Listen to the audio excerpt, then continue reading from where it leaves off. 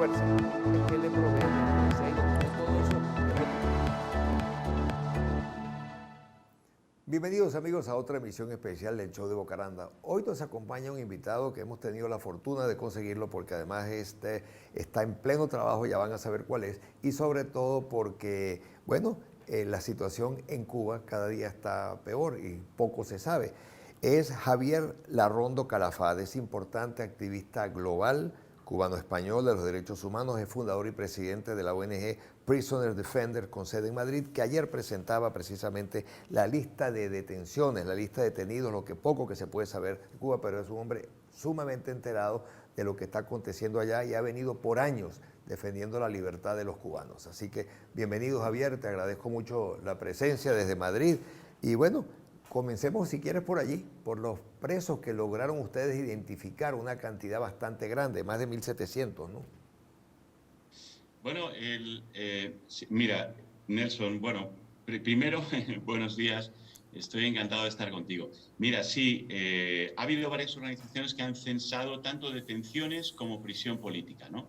En el caso nuestro, nosotros nos hemos centrado en prisión política. En el tema de detenciones, lo que ha ocurrido en julio, a partir del 11 de julio, ha sido una verdadera tragedia para el pueblo cubano. Entre 2.000 y 8.000 personas han sido detenidas, ¿vale? Pero es imposible, Nelson, conocer los nombres de todos ellos por muchos factores que ahora explicaremos. Y las organizaciones están censando, una ha censado 700 y pico detenciones por ahora y la otra ha censado 900, y actos represivos en torno a 1.750. Nosotros en particular, que nos dedicamos a prisión política, hemos censado 124 nuevos convictos de conciencia, presos de conciencia, en ese periodo, en julio, ¿no? De hecho, la suma total en Cuba ya asciende a 272 presos políticos. Ahora, tú que conoces la realidad y has estado siguiendo Cuba desde hace muchos años, es decir, ¿qué motiva esta salida? ¿Esto es espontáneo, es planificado? ¿Cómo sale a la calle tanta gente? La sorpresa para el mundo fue brutal y pareciera que también para el propio gobierno cubano fue así.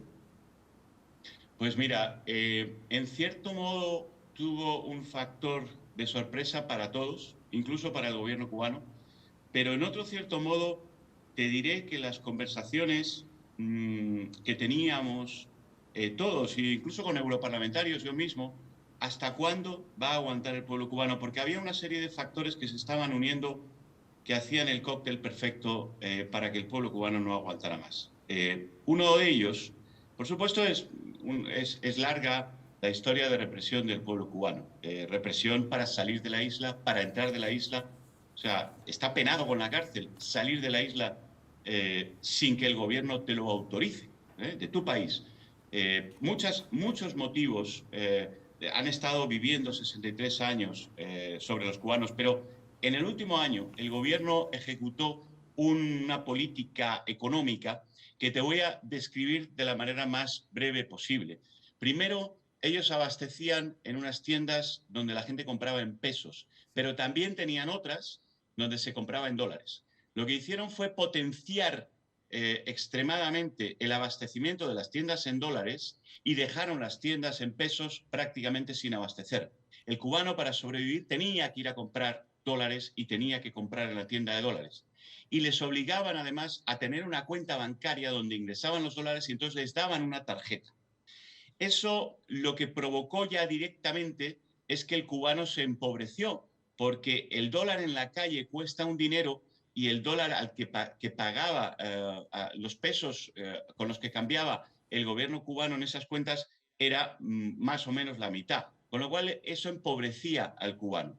Entonces, pero es que para más INRI, el gobierno cubano eliminó la moneda intermedia y al eliminarla les dijo a todos los cubanos que ya no tenían dólares, que eran equivalentes a dólares, ya tenían 24 pesos, cuando el dólar en la calle cuesta 55, 60, ahora mismo está a 65, si no me equivoco. Entonces, ese empobrecimiento, el pueblo cubano no lo tomó como una política económica del gobierno, sino una forma de robarles el dinero del bolsillo. Y todos los cubanos lo entendieron así. fue automático porque los médicos en visión, por ejemplo, que tienen las cuentas congeladas en Cuba, directamente perdieron la mitad de todo lo que tenían ahorrado. Entonces, eso fue un factor. El otro factor muy importante es que Cuba tiene una crisis endémica que subyace a todo lo que pasa en Cuba, porque el gobierno cubano ha sido incapaz de hacer producir al pueblo cubano, porque no puedes hacer producir a una persona que no tiene esperanza, que no tiene aliciente, que no tiene incentivos. Es imposible hacerle producir. Entonces, durante 63 años ha parasitado.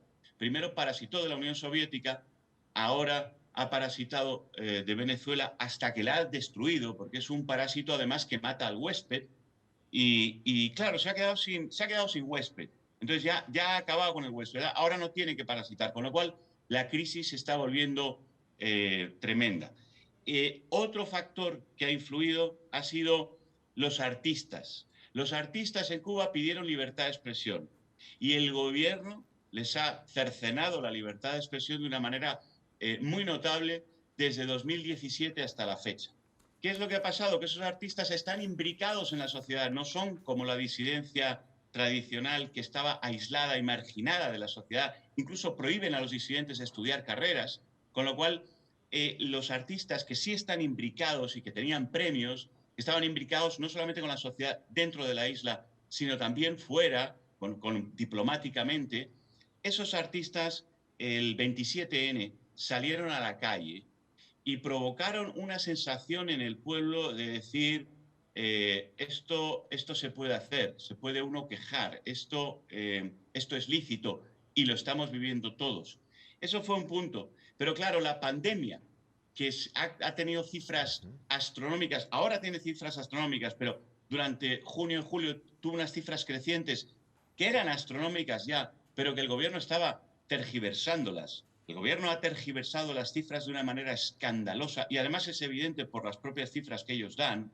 Es una regla de tres muy sencilla y uno comprende que están mintiendo en todas las cifras. Se estaba muriendo un montón de personas, estaban en centros de aislamiento donde no recibían tratamiento y los hacinaban a todos. Entonces la pandemia fue ya la gota que colmó el vaso. Y cuando esto estaba sucediendo, yo recuerdo estar hablando con José Daniel Ferrer antes de que sucediera. Estaba hablando por teléfono. Estábamos comentando cosas, hablamos muy a menudo. José Daniel Ferrer es la cabeza más visible de la oposición cubana. Y estábamos hablando y de repente me dice, oye, Javier, ¿has visto lo que está pasando en San Antonio de Baños? Oye, míralo. Oye, voy a verlo. Ahora hablamos.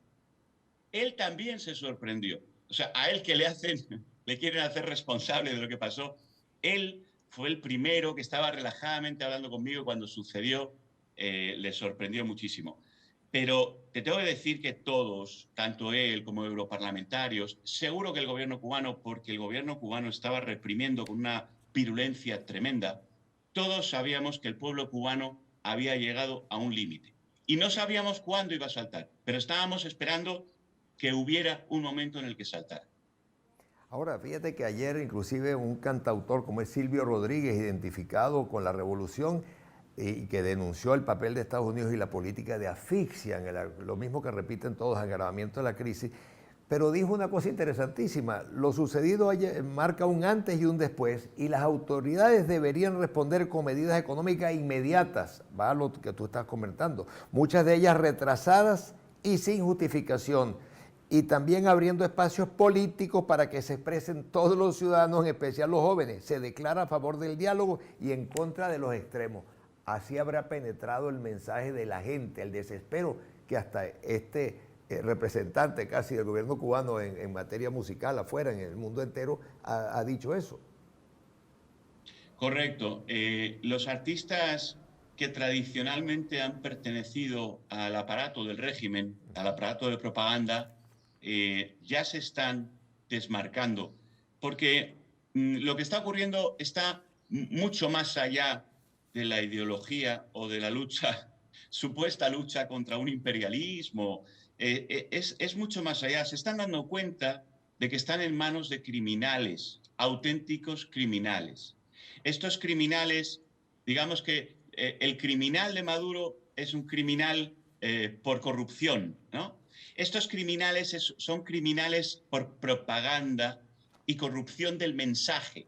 Han conseguido, gracias a cómo llegaron al poder en 1959, han conseguido mantener la llama viva de algo que nunca ocurrió.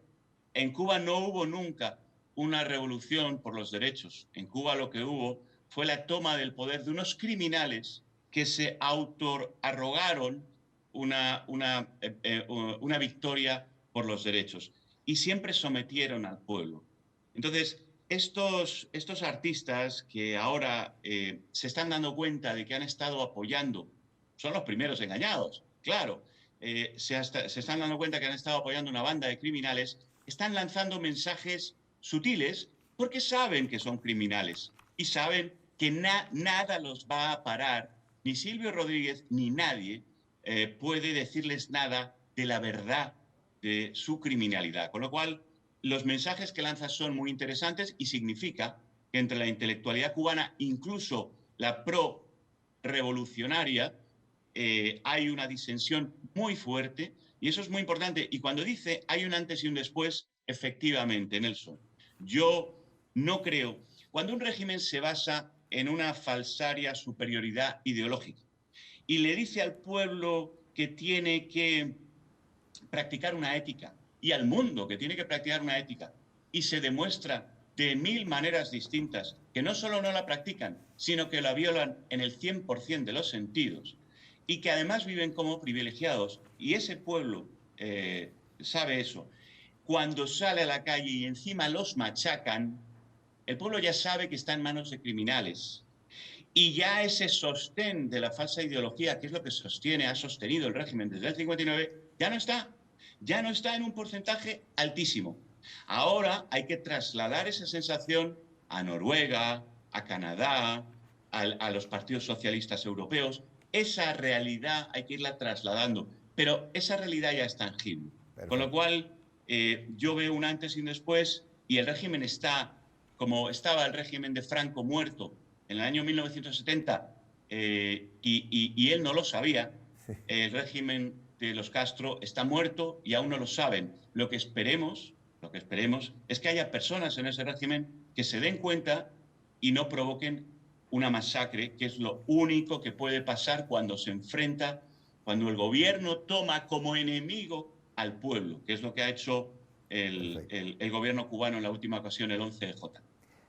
Quisiera que cuando regresemos al próximo segmento hablemos de algo que te escuché en una conversación con la gente analítica, que eran los 4 ejes del poder en Cuba: la falsa superioridad ideológica, las relaciones diplomáticas internacionales, donde han sido maestros, inclusive las de Venezuela las manejan ellos a sus anchas y de otros países también, la entrada de divisas ilegales e ilegítimas, las fuerzas militares de inteligencia, la contrainteligencia policial. Que analicemos esos 4 puntos porque son extraordinariamente importantes en este momento. Así que ya regresamos, amigos, con Javier Larrondo Calafat, presidente de la ONG Prisoners Defenders, en segundos. Fuerza, ¿qué le provee? Todo eso. Continuamos nuestro diálogo con Javier Larrondo Calafat, importante activista global cubano-español de los derechos humanos y fundador y presidente de la ONG Prisoners Defenders. Quedé en el aire contigo con 4 puntos que mencionaste en una reciente comparecencia que tuvimos en Zoom, donde hablabas de los 4 ejes del poder en Cuba: la falsa superioridad ideológica, relaciones diplomáticas internacionales que la han controlado muchísimo, la entrada de divisas ilegales e ilegítimas y las fuerzas militares de inteligencia, contrainteligencia y policiales. Comencemos por la falsa superioridad ideológica, que me pareció excelente el análisis que hiciste. Sí, realmente es un análisis que nace de ser un admirador de Gene Sharp. Gene Sharp, en un libro que escribe las 100 y pico maneras de cómo tumbar a un dictador. Lo primero que dice Gene Sharp, que es un libro que se estudia en las escuelas políticas internacionales, lo primero que dice Gene Sharp es que lo primero que hay que hacer es analizar en qué se sostiene cada régimen y atacar esos pilares, ¿no? Entonces, fue mi obsesión durante un tiempo analizar cuáles eran los pilares del régimen cubano y efectivamente son 4.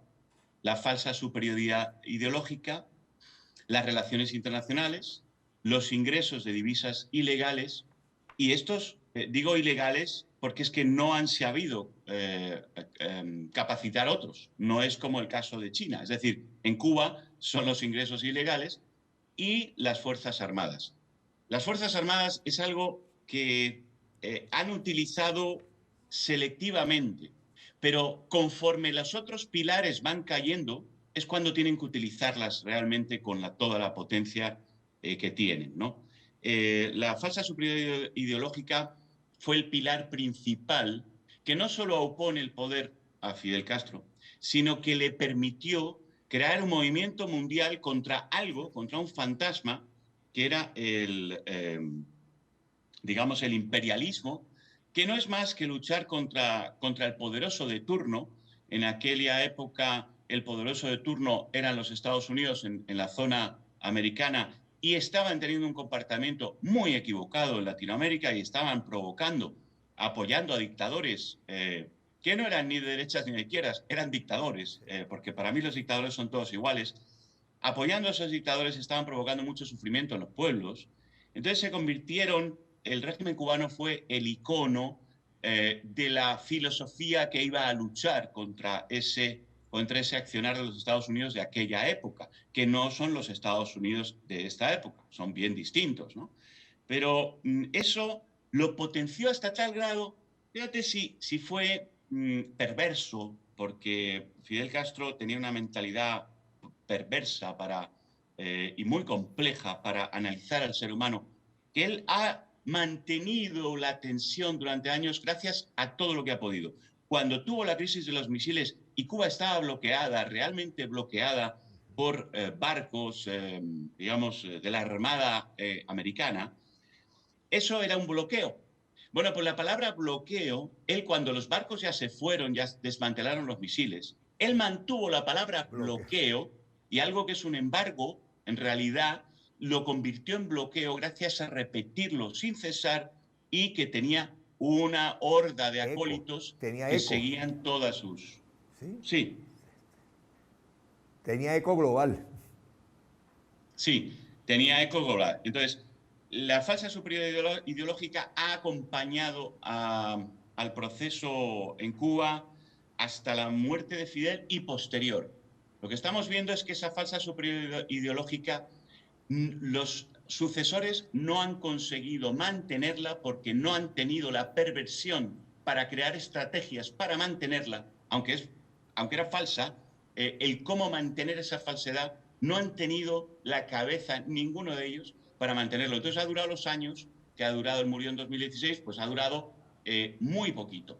La, Y esa falsa superioridad, que es el primer pilar, el más importante, se está derrumbando en todo el mundo, sí. Ahora, las relaciones diplomáticas internacionales han sido maestros ellos en manejar las relaciones en el mundo y además manejan las relaciones empleados cubanos que están manejando en los países a las representaciones como Venezuela y otros más, están siempre metidos con países débiles, les tienen montado su gente ahí mismo en las embajadas. Y mira, te voy a contar cómo se inicia eso. Con el apoyo de Rusia, Rusia convierte a Cuba en los agentes del socialismo mundial, que no era socialismo, que nunca ha sido socialismo. Eso no es socialismo, lo que estos dictadores tenían entre manos. Pero han conseguido que, digamos, le encargaron el papel de hacer la estrategia de diseminación y relaciones con todo el mundo, porque vieron que los cubanos penetraban mejor diplomáticamente.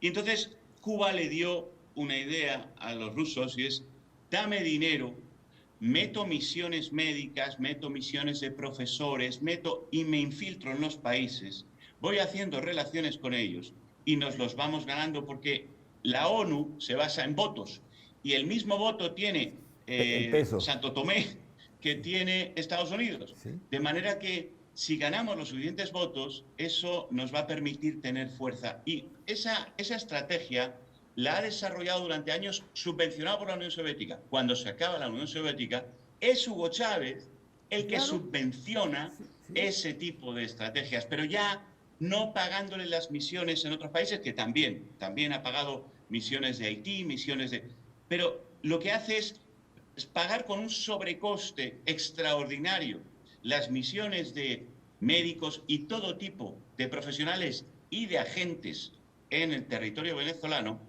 para que de alguna manera Cuba tenga los ingresos para subsistir. Pero además, lo que hizo Cuba fue sistematizar el sistema mercantilista de las misiones y que otros países incluso las pagaran, en aquellos países donde han operado, que son pobres, como Haití, que lo paga Noruega, Guinea-Bissau, que lo paga Portugal, Cabo Verde, que lo paga Luxemburgo. Esto es alucinante, pero esas misiones de esclavitud, donde están esclavizados los médicos, las pagan estos países en donde se vive con tantos derechos.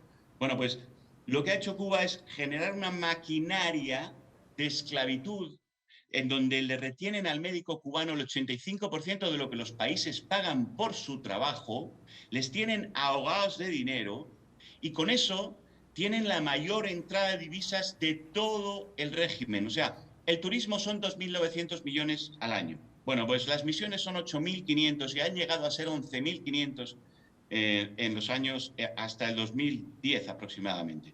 Es decir, esa pata, las entradas de dinero ilegal, es fundamental para el régimen porque no saben crearlo de otra manera, pero en los años 80 recuerdas a De la Guardia, es decir, la droga, intermediar en la droga fue otra entrada de dinero ilegal. Entonces, atacar las fuentes de entrada de dinero ilegal del régimen cubano, ilegal, basado en la esclavitud, basado en delitos, basado en delitos internacionales, en crímenes, todo eso es vital, y es una pata de poder que se puede atacar. Sí, ya supimos cuando la droga que hubo mató hasta unos militares para decir que eran los que estaban llevando la droga, el caso de Panamá, tantas cosas que hay por ahí guardadas, Correcto. ¿no? Correcto. Ahora, Sí, terrible. fusilaron a Ochoa y de la Guardia, Sí, que eran dos personas que trabajaban a las órdenes de Fidel Castro directamente, sí. para traficar con las drogas en América, llevarlas a Estados Unidos. O sea que, fíjate si era grave el tema. Oye, hago un paréntesis aquí. Llevamos 7 generales muertos que no se sabe de qué murieron y además los incineraron y desaparecieron. ¿Qué hay detrás de eso? ¿Hay algún comentario en Cuba sobre esa situación o eso ha pasado callado?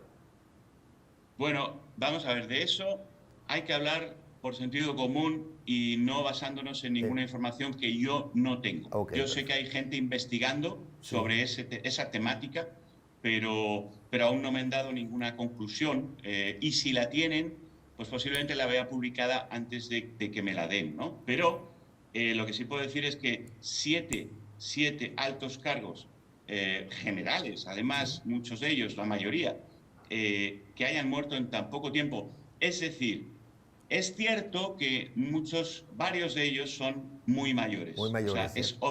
es Sí. obvio, pero que hayan muerto en 10 días y que uno de ellos sea de 57 años, que era joven. Al Hombre, yo lado. considero que 57 años Sí.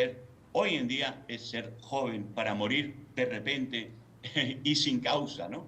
Y que era el que estaba al mando del ejército oriental, el más importante de toda la isla y que era el encargado de reprimir el mayor foco de disidencia en toda la isla, Santiago de Cuba y demás, para mí, desde el punto de vista intuitivo, significa que alguno de ellos ha sido fusilado.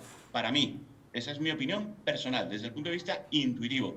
No todos, y desde luego no puedo asegurarlo, pero yo sí, también sé, eso sí lo sé por esta otra fuente, que hay disensiones en las Fuerzas Armadas y en el partido y en el buró y en el comité. Hay discusiones, cosa que no había habido nunca, y Raúl Castro está exigiendo la máxima mano dura, que hay personas que eso no lo están viendo, no lo ven. Y yo intuyo que si alguno de los generales ha muerto a manos de Raúl Castro es porque no lo ha visto o lo ha dicho inocentemente pensando que podía decirlo o lo ha comentado y esto se ha filtrado porque en Cuba todo el mundo está hipervigilado por la contrainteligencia. Bueno, al regreso, para nuestro último segmento, quisiera hablar de ese funcionariado que teme, tanto como los opositores, decías tú en la entrevista, a la seguridad del régimen y que la juventud pacífica no cree en nada de lo que dice el régimen también. Y bueno, tocar esos dos temas en el próximo segmento con Javier Larrondo Calafat. Ya volvemos. fuerza, es que le proveen. Todo eso. Continuamos nuestro diálogo con Javier Larrondo Calafate, importante activista global, cubano-español de los derechos humanos, fundador y presidenta de la ONG Prisoner Defenders, con sede en Madrid, y que, bueno, como se han dado cuenta ustedes en estos segmentos anteriores, conoce al dedillo la situación ahí. Ahora, hay muchas cosas todavía que comentar, inclusive de todas esas misiones, de cómo el gobierno cubano maneja a los países donde se mete, logra penetrarlos. Aquí los ministros tienen un asistente siempre, o tienen, y bueno. Seguíamos entonces con la información de lo que sucede. Pues mira, Nelson, no hay país en el mundo que tenga el número de embajadas que tiene Cuba para lo chiquitito que es. Es una cosa increíble. Pero también te diré que esas relaciones internacionales, en base a las misiones de tanto profesores como médicos y tal, que pagan bien caro, si no el país receptor lo paga un tercero, como hemos hablado, esas misiones sirven también para otro fundamento que potencia esas relaciones. ¿Cómo? Yo entro en Venezuela y entro con Misión Milagro, y entonces te voy a crear un montón de operaciones de ojos, te voy a crear un montón de operaciones de visitas médicas, y voy a decirle al mundo entero que yo, que he estado operando en Venezuela con, no sé, 20.000 médicos, pues he hecho no sé cuántas visitas, tal, cual, no sé qué, diagnostico como me da la gana, me invento todo, y eso pasa como estadísticas a la OMS, a la Organización Mundial de la Salud, que se lo digiere sin chequear nada, porque viene de Cuba y Venezuela, bueno, ven, muy creíbles los dos, Sí, y así es como Chávez nos hablaba que de los millones de operados, decía Chávez cada rato, millones que les salvamos la vida, los ojos también. Mira, te diré que yo tengo mil testimonios de médicos cubanos. Presenté 622 en la Corte Penal Internacional y en Naciones Unidas, que me dieron la razón respecto a la esclavitud, Naciones Unidas respecto a la esclavitud de Cuba, y está tramitándose la denuncia en la Corte Penal Internacional. Te diré que el 60% de esos médicos dicen que les obligaban a cambiar las estadísticas. Y cuando hablo con ellos, porque yo he hablado con cientos de ellos, te digo cientos porque son cientos con los que yo he hablado, de hecho estoy en comunicación por WhatsApp con 500 o 600 de ellos en un grupo, y hablo constantemente con ellos. Bueno, pues te diré que lo que me comentan es que les daban la guía telefónica para que pusieran nombres y apellidos de personas que operaban o que trataban o que les visitaban, y todo era falso. Y que me decían, mira, yo en donde estaba no podía tener más de 5 visitas al día. Era imposible, Javier. Sin embargo, me exigían que tuviera 30 y tenía que rellenar 25 con nombres falsos. Y me decía, mira, búscate la vida. Te puedes coger la guía telefónica, puedes hacer, pero yo quiero las 30 visitas y no te mando una patada en el trasero a Cuba. Entonces, esos médicos que viven bajo esclavitud, no solamente por la explotación económica es una parte, es el ius fruendi de las 3 patas de la esclavitud, una de ellas es ese derecho de disfrute, pero el derecho de abuso y el derecho el abuso de los derechos que tienen esos médicos son tan inmensos que sus familiares están de rehenes en Cuba, de manera que si ellos se les ocurre decir no o salir de la misión, no sé si lo sabes, pero les prohíben verlos en 8 años con niños pequeños, y eligen médicos que tengan hijos pequeños. La mayoría tienen hijos pequeños porque así están más cogidos y temen el que les echen de la misión y estar 8 años sin ver a su familia, sin poder entrar a Cuba por ley, Nelson. Entonces, esos médicos me han confesado que han violado su juramento hipocrático porque eran esclavos. Y se me ponen a llorar, Nelson. Y yo les digo, no llores, porque estabas en esclavitud. Tienes todo el derecho a haber cometido errores, porque no son tus errores, son los errores del capataz que te obligaba bajo esclavitud y con la pena de hacer daño a tu familia, cambiar esas estadísticas. Bueno, pues esto lo que hace es que esos países en donde contratan a Cuba, no tienen que cambiar ellos las estadísticas, ya se lo hace Cuba. Es el consultor Arthur Andersen, digamos, corrupto del mundo que llega y te dice, mira, te cambio las estadísticas. Si quieres que te ponga la calidad de tus playas, también la analizo. Si quieres que te diga la calidad de tus aguas, también te la... Y todos me creen, porque en Naciones Unidas me cree todo el mundo. En la Organización Mundial de la Salud, a pesar de que es una dictadura, bueno, una barbarie dictadura, tengo tanto apoyo ideológico falsario que me creen. Entonces, te voy a hacer ese favor. Claro, ¿qué crea eso? Relaciones de piña. ¿Y qué es lo que hace? Que cuando llega el Consejo de Derechos Humanos y se tiene que votar la entrada de Venezuela, Así. son una piña. ¿Me entiendes? Así Sí. funcionan las relaciones internacionales y cómo es una pata de poder para el gobierno cubano. No, y claro, y además los países socialistas democráticos europeos, como los que has mencionado, pues siempre se empataron en que era el socialismo y es otra cosa totalmente. Eso no es el socialismo, Cuba no es socialismo, así como dice. Ahora, comentabas también recientemente cómo hay un repudio, hay un temor, el alto funcionariado teme y odia tanto como los opositores a la seguridad del Estado y que la juventud, decías, no cree nada de lo que el régimen les dice. Y vemos cómo los jóvenes son los que más han sacado videos y han tenido protestas silenciosas en el sentido de las redes.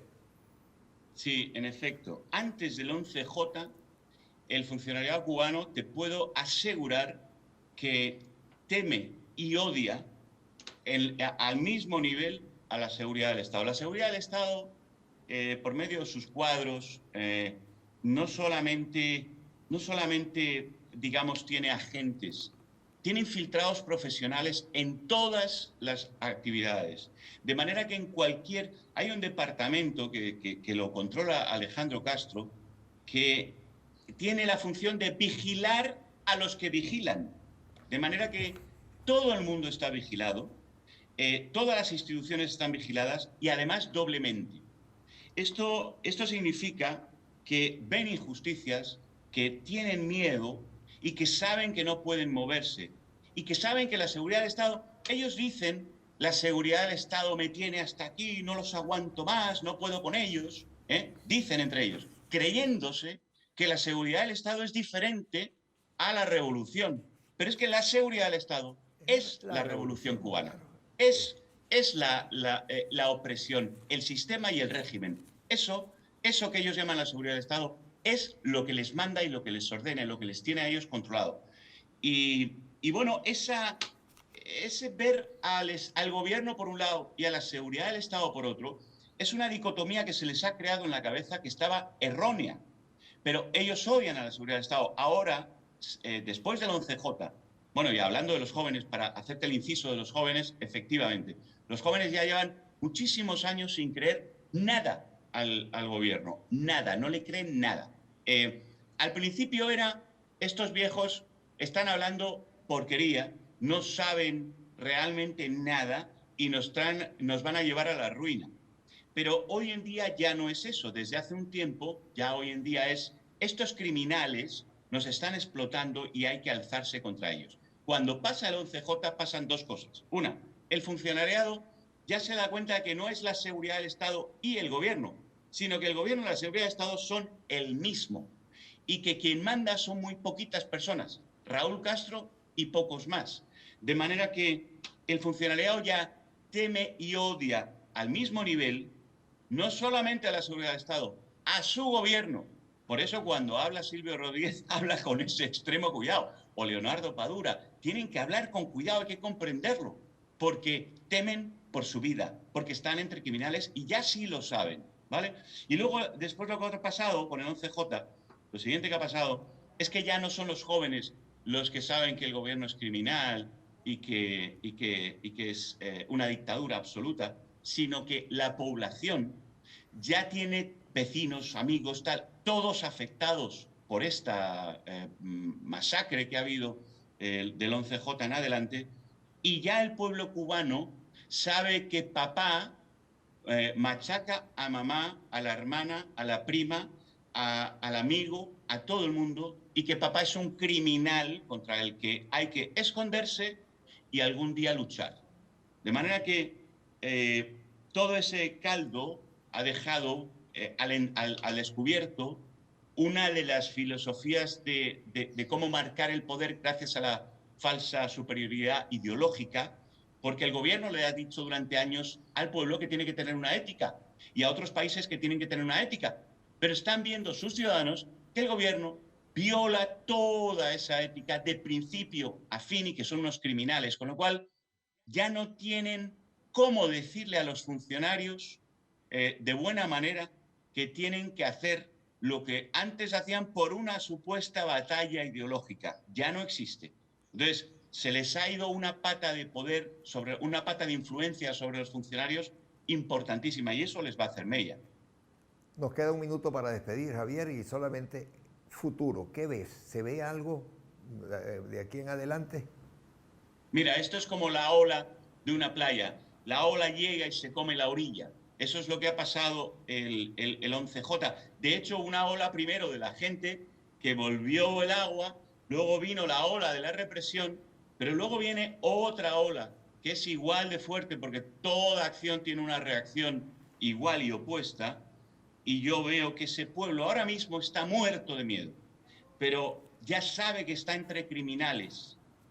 Habrá que ver las circunstancias y el momento oportuno, pero entre el desmembramiento de los funcionarios, de la población con respecto a la ideología, del apoyo al régimen, el apoyo internacional que se está cayendo, todo eso va a crear un caldo de cultivo que cuando vuelva la ola, yo creo que va a volver una de dos, o para que haya una masacre y por lo tanto una hecatombe en Cuba que provoque el derrocamiento inmediato con luchas en la cúpula, o que provoque unas reformas que tengan un efecto de bola de nieve que no pueda parar el gobierno cubano porque no saben hacer reformas, porque las mentes más inteligentes y brillantes de Cuba se han tenido que ir y se han quedado los mediocres, en muchos casos, en el gobierno.